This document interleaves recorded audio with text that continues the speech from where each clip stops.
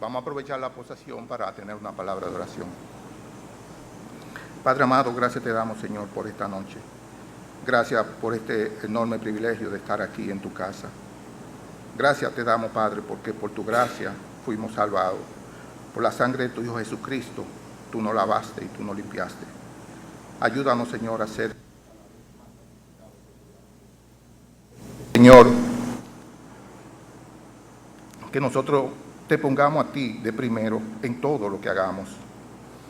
Ahora te presento, Padre, la porción de esta palabra, de tu palabra que se va a exponer. Toma el control de ella. Permite, Padre, que estas enseñanzas nos sirvan de edificación y que tú obres en cada uno de nuestros corazones, Señor. Toma el control. En el nombre de Jesús te lo pido. Amén. Pueden sentarse.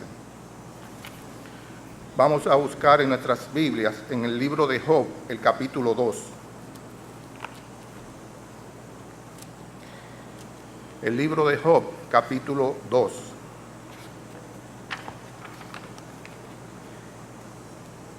Dice así: Aconteció que otro día vinieron los hijos de Dios para presentarse delante de Jehová, y Satanás vino también entre ellos, presentándose delante de Jehová. Y dijo Jehová a Satanás: ¿de dónde vienes?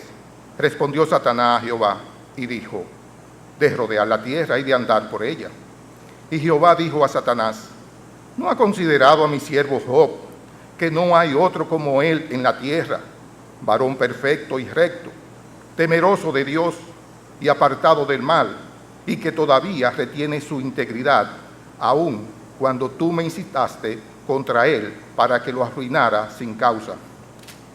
Respondiendo Satanás dijo a Jehová: piel por piel, todo lo que el hombre tiene dará por su vida. Pero extiende ahora su mano y toca su hueso y su carne, y verás si no blasfema contra ti en tu misma presencia. Y Jehová dijo a Satanás: he aquí, él está en tu mano, mas guarda su vida. Entonces salió Satanás de la presencia de Jehová e hirió a Job con una sarna maligna desde la planta del pie hasta la coronilla de la cabeza. Y tomaba Job un tiesto para rascarse con él, y estaba sentado en medio de ceniza. Entonces le dijo su mujer: ¿aún retiene tu integridad? Maldice a Dios y muérete.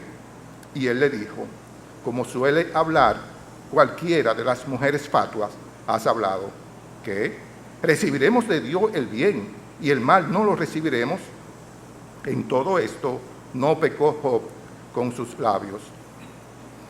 Y 3 amigos de Job, Elifaz temanita, Bildad suita y Sofar naamatita, luego que oyeron todo este mal que le había sobrevenido, vinieron cada uno de su lugar, porque habían convenido en venir juntos para condolerse de él y para consolarle, los cuales, alzando los ojos desde lejos, no le conocieron y lloraron a gritos, y cada uno de ellos rasgó su manto, y los 3 esparcieron polvo sobre sus cabezas hacia el cielo.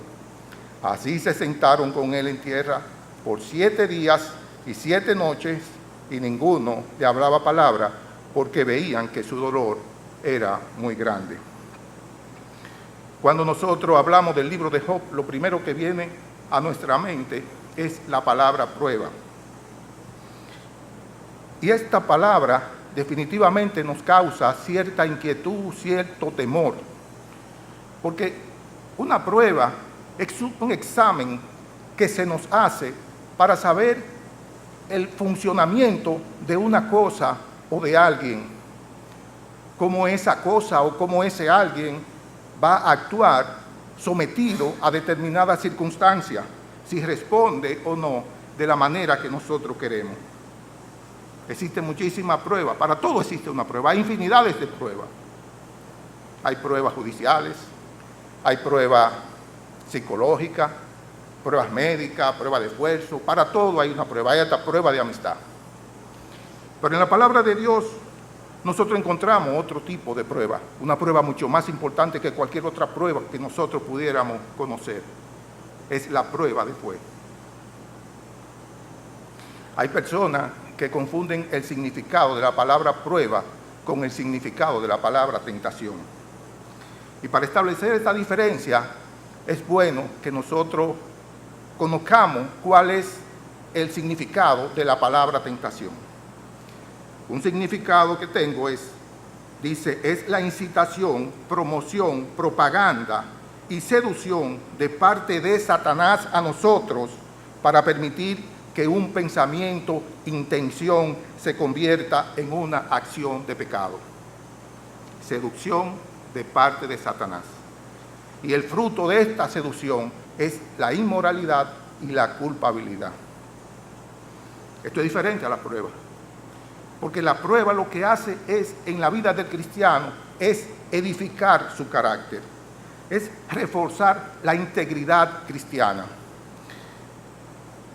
Cuando vemos la figura de Job, llega a nuestra mente inmediatamente aquel hombre, el más rico de la historia en la tierra, que lo perdió todo en tan solo un solo día. Y al estudiar las pruebas a las que fue sometido Job, nos damos cuenta que estas pruebas son inexplicables. Porque si la pudiésemos explicar, entonces ya no son pruebas. Si decimos que una persona está en la clínica porque está padeciendo una enfermedad, la enfermedad del VIH, por su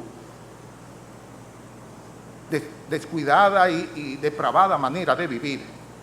O si decimos que una persona está en el hospital porque tuvo un accidente, porque estuvo conduciendo en estado de embriaguez. Eso no son pruebas. Eso es consecuencia del pecado cometido. Pero el caso de Job es muy diferente. Y para nosotros tener una mejor comprensión del pasaje de esta noche, veamos lo que nos dice el versículo 3 de este capítulo 2 acerca de la característica de Job. Nos dice el mismo Señor, así lo testifica, que es un varón perfecto, un hombre recto, temeroso de Dios, apartado del mal e íntegro. Todavía retiene su integridad. Y previamente el Señor, hablando de Job, dice que no hay otro como él en la tierra. O sea, lo que nos está diciendo es que Job está demasiado firme a su Señor. Si nosotros vamos al capítulo 1, nosotros vemos cuáles fueron las causas de la prueba de Job. Y nos daremos cuenta que las causas no estaban en la tierra, estaban en el cielo. Vienen de un conflicto originado entre Dios y Satanás, porque Dios le quiso mostrar a Satanás su soberanía, su majestad, la fidelidad de los siervos que son de él. En el versículo 1 de este pasaje vemos que Satanás viene a la presencia del Señor. Y en el versículo 3 escuchamos que el Señor mismo es que le dice a Satanás: ¿no has considerado a mi siervo Job? Por tanto, la prueba a que sería sometido Job no es una especie de castigo por sus pecados, sino que esos sufrimientos de Job tenían un propósito de parte de Dios. Fíjense que Dios le dice a Job, mi siervo, y Satanás, el príncipe de la tiniebla, él quiere desmentir esa afirmación. Cuando vemos el propósito general del libro, nos damos cuenta que gira alrededor de la afirmación que Satanás le hace a Dios. Él le está diciendo que la adoración del hombre a Dios es por la prosperidad que le da, por las riquezas terrenales, por la felicidad sin sufrimiento, por las comodidades que Dios le puede dar al hombre. Porque si no, ¿cuál razón tendría el hombre para adorar a Dios? En el versículo 4 de este pasaje, Satanás lo argumenta más o menos de lo siguiente. Él está diciendo: tú lo has bendecido, y de esa manera, naturalmente, todos pueden ser creyentes, pero toca todo lo que tiene y verás si no blasfema contra ti en tu misma presencia. Las pruebas de Job no eran casuales. Las pruebas de Job no eran circunstanciales. En la prueba de Job había un profundo y un inmenso significado. Y se trataba de que se reconociera la soberanía de Dios. Y al reconocerlo, con eso nosotros estamos agradando a Dios. En los siguientes versículos nosotros vemos que Dios, en su soberanía, permite que Satanás actúe sobre la vida de Job, pero le hace una advertencia. Le dice, no toque su vida. Job, aquel hombre que económicamente lo poseía todo, nadie mejor que él. Pero si vamos al capítulo primero, nos vamos a dar cuenta cuáles fueron las causas de que cayera en ruina.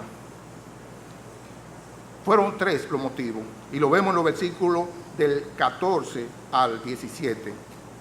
Una de las causas fue el robo. Dice el 14, y vino un mensajero a Job y le dijo, estaban arando los bueyes y las asnas paciendo cerca de ellos, y acometieron los sabeos y los tomaron y mataron a los criados a filo de espada.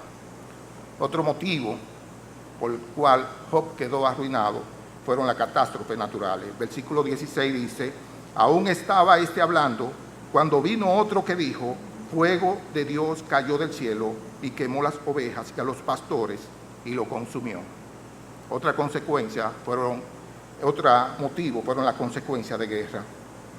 Dice versículo 17, todavía estaba hablando y vino otro que dijo, los caldeos hicieron 3 escuadrones y arremetieron contra los camellos y se los llevaron y mataron a los criados a filo de espada. Job, el hombre más rico, se había convertido en pobre. El período de la prosperidad de Job había pasado. Cuando nosotros vemos una persona, económicamente hablando, una persona humilde, un par de zapatos, un par de camisas, apenas come una vez al día, con mucha limitación, esa persona vive aspirando a estar mejor. Pero esa persona está adaptada a sus circunstancias. Pero una persona que lo ha tenido todo, que ha tenido muchas propiedades, muchos bienes, recursos sin límite, que tiene la posibilidad de disfrutarlo todo, y esta persona lo pierde todo, esa persona se siente mucho más infeliz, mucho más desgraciado que aquel que no tiene nada. Mejor hubiera sido que no haber tenido tanta riqueza. Imagínense cómo se sentía Job. El hombre más rico de la tierra se había quedado el hombre más pobre económicamente hablando.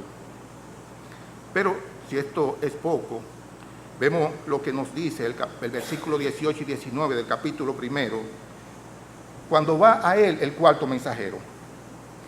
Y este hombre le da otra mala noticia. Dice, entre tanto que hablaba, vino otro que dijo, tus hijos y tus hijas estaban comiendo y bebiendo vino en casa de su hermano, el primogénito.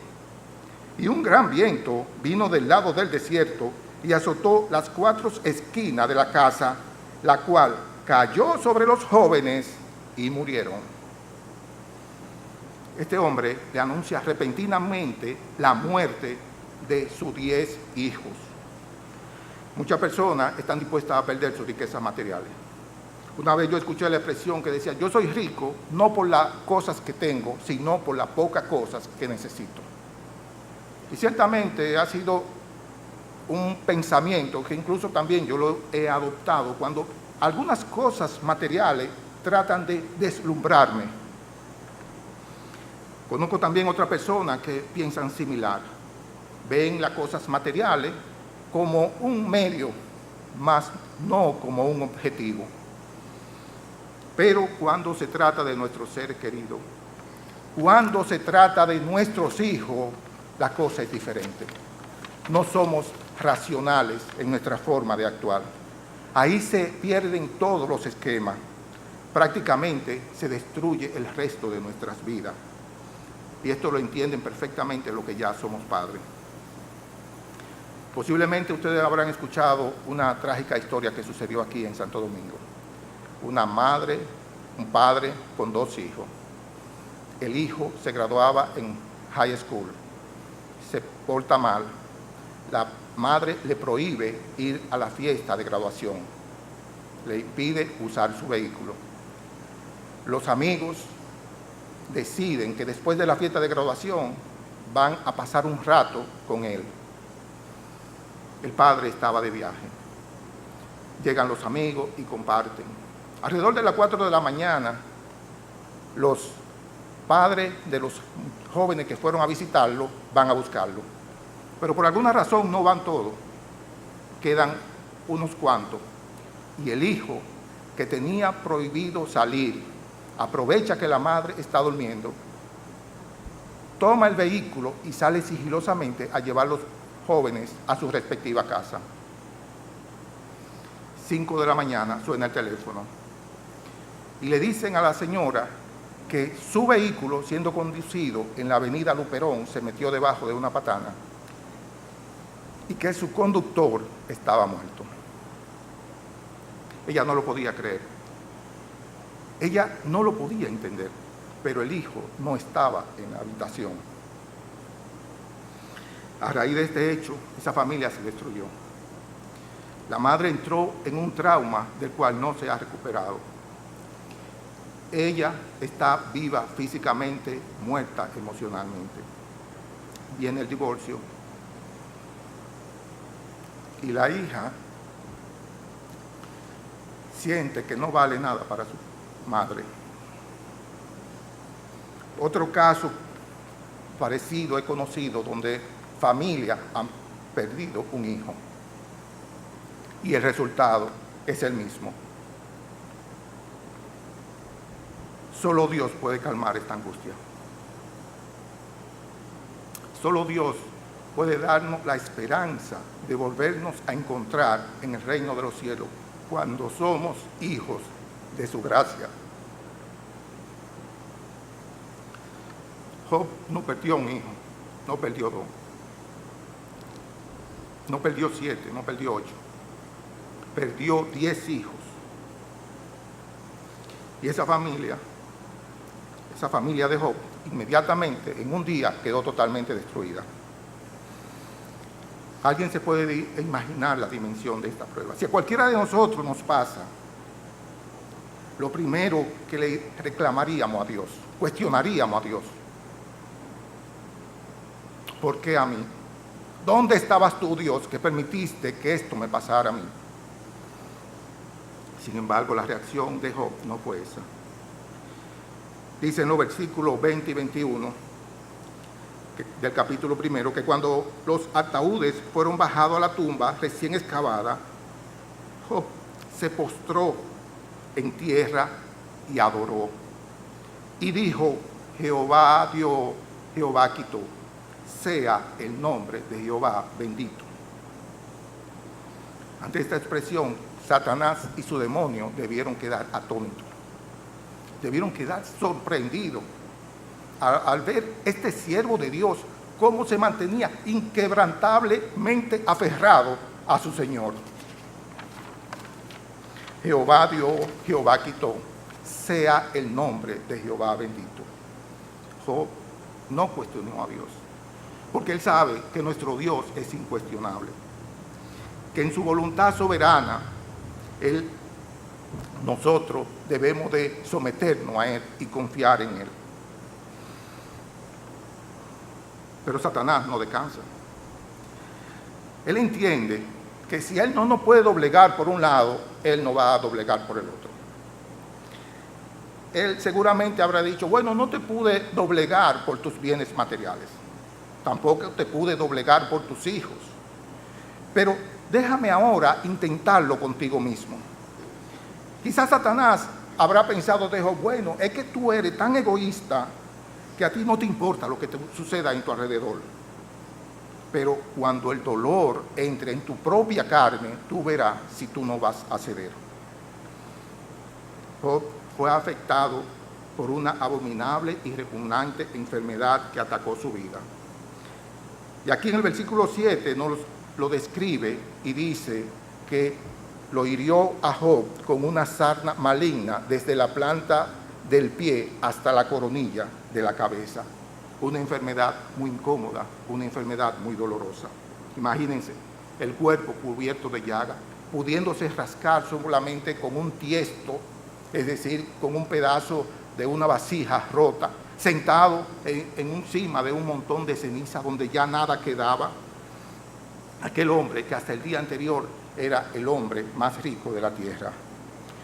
nosotros nos imaginamos cómo Job había clamado a Dios por sanidad y por alivio. Pero esa sanidad y ese alivio no llegó. Posiblemente lo que habrá llegado era la risa burlona de Satanás. Muchos de nosotros podemos decirlo. Nada estorba tanto la vida interior como los tormentos físicos. Y el versículo 11 de este capítulo nos da una descripción de la situación en que se encontraba Job. Dice que fueron los 3 amigos que oyeron del mal que le había sobrevenido y convinieron en venir juntos para condolerse de él y para consolarle. Versículo 12, los cuales alzando los ojos desde lejos no lo conocieron y lloraron a gritos, y cada uno rasgó su manto, y los 3 esparcieron polvo sobre sus cabezas hasta el cielo. Así se sentaron con él en tierra por 7 días y 7 noches, y ninguno le hablaba, porque veían que su dolor era muy grande. Si vemos algunos capítulos posteriores, Job hace una descripción todavía más detallada de su situación. En el capítulo 30, versículo 17, Job dice: la noche taladra mis huesos y los dolores que me roen no reposan. Versículo 30 del mismo capítulo 30, mi piel se ha ennegrecido y se me cae, y mis huesos arden de calor. En ese dolor tan inmenso, Job no pensó en él.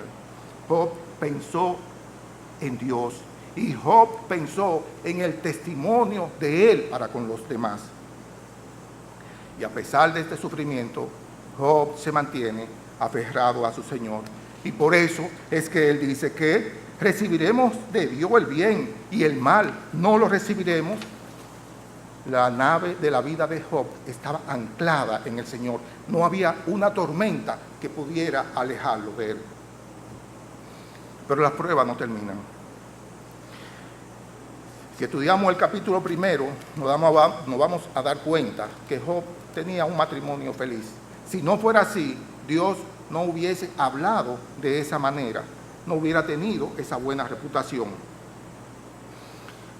Podemos decir también que esa manera irreprochable de Job, en cierta medida, tenía que ver con su esposa. De alguna manera, ella influía para que él fuese un hombre fiel. Porque la esposa en un matrimonio son influyentes, sea para bendición o sea para maldición. Satanás sabe muchas veces que nuestros seres queridos influyen de manera decisiva en las decisiones que se toman. Si no, recordemos a Adán y a Eva. O recordemos a Acab, aquel rey de Israel, que no hubiese tenido una muerte tan trágica si no se hubiese llevado de su idólatra esposa Jezabel. Sansón, un hombre poderoso, que cayó de mala manera debajo del poder de sus enemigos por la influencia que ejerció Dalila sobre él. Salomón, un hombre sabio, toda la sabiduría lo tenía. Sin embargo, Dios le quitó a él su protección.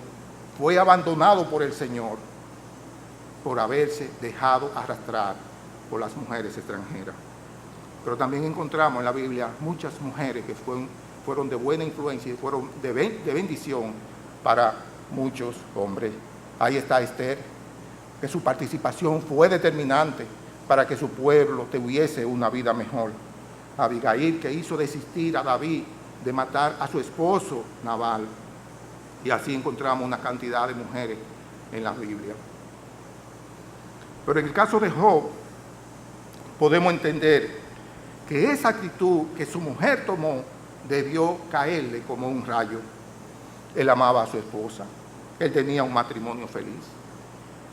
Y un matrimonio tiene ciertas características que ningún tipo de relación tiene entre sí. En un matrimonio hay confidencia de uno con el otro. En un matrimonio hay complicidad, en el buen sentido de la palabra, de uno con el otro. Y eso lo hemos estado viendo en los talleres de matrimonio de cada mes. Y es que nuestra esposa conoce cuáles son nuestras fortalezas, cuáles son nuestras debilidades, cuáles son fortalezas, nuestras habilidades y destrezas. Pero también conoce cuáles son nuestras debilidades, cuáles son nuestros temores, cuáles son nuestras angustias. Y cuando estamos en esa condición, lo que más anhelamos de ella es su consuelo, su comprensión, su palabra de aliento. Pero la mujer de Job no actuó de esa manera. Hasta este momento, la mujer de Job había sido fiel compañera, pero de repente todo se derrumbó encima de ella.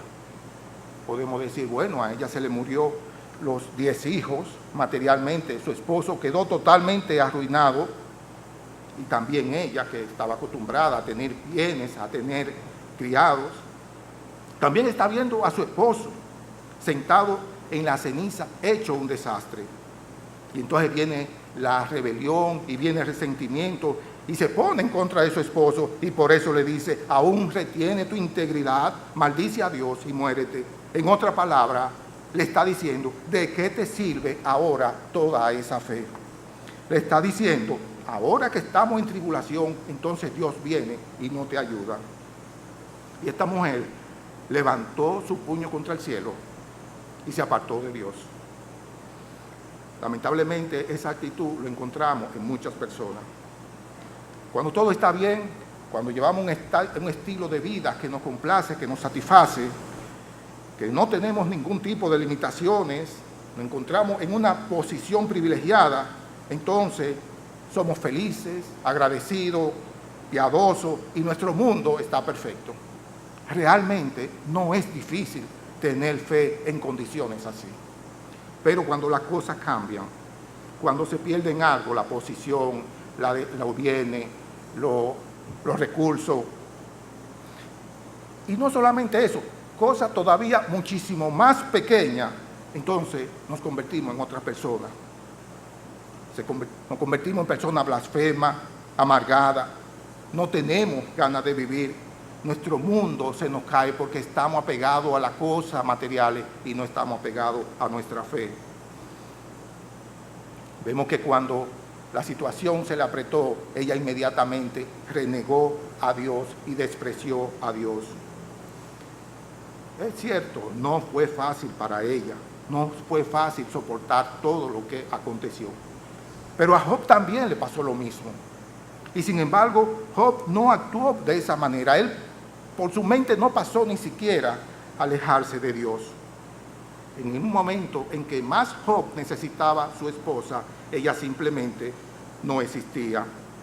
Porque nosotros no podemos estar apegados únicamente a las bendiciones que Dios nos da. Porque cuando vengan los momentos difíciles, entonces no tendremos fuerza para nosotros vencer.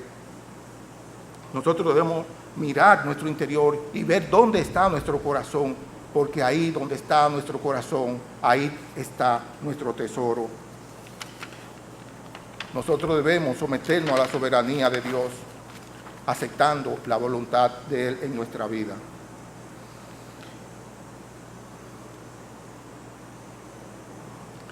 Job, bajo un montón de ceniza, con toda claridad y severidad, le dice a su mujer en su cara, como suele hablar cualquiera de las mujeres fatuas, has hablado, y le dio la espalda y se aferró aún más a su Señor.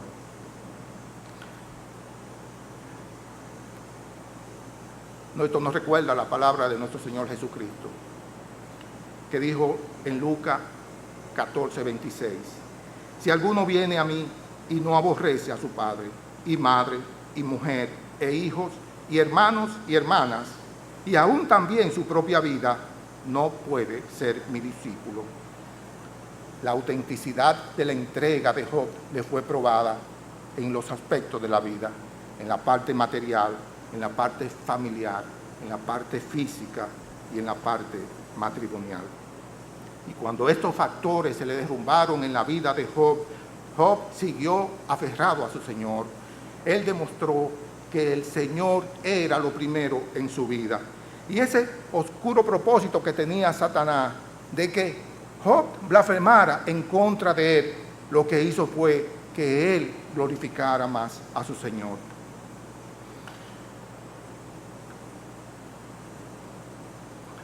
La prueba en la vida cristiana es pasar por un examen donde se evalúa nuestra fe, nuestra confianza, nuestra humildad y nuestra paciencia.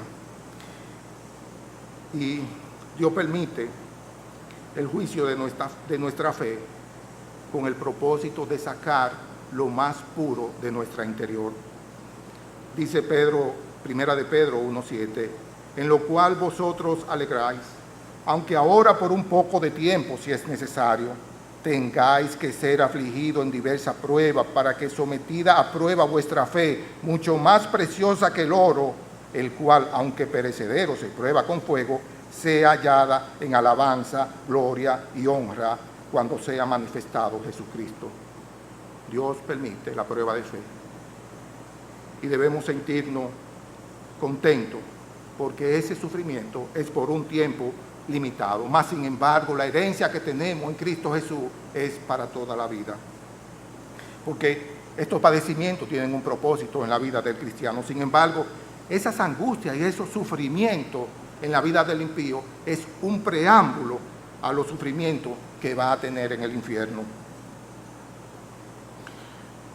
Pedro está señalando en este pasaje, comparando nuestra fe con el oro, porque de todas las sustancias conocidas por el oro, por el hombre, el oro es la más imperecedera.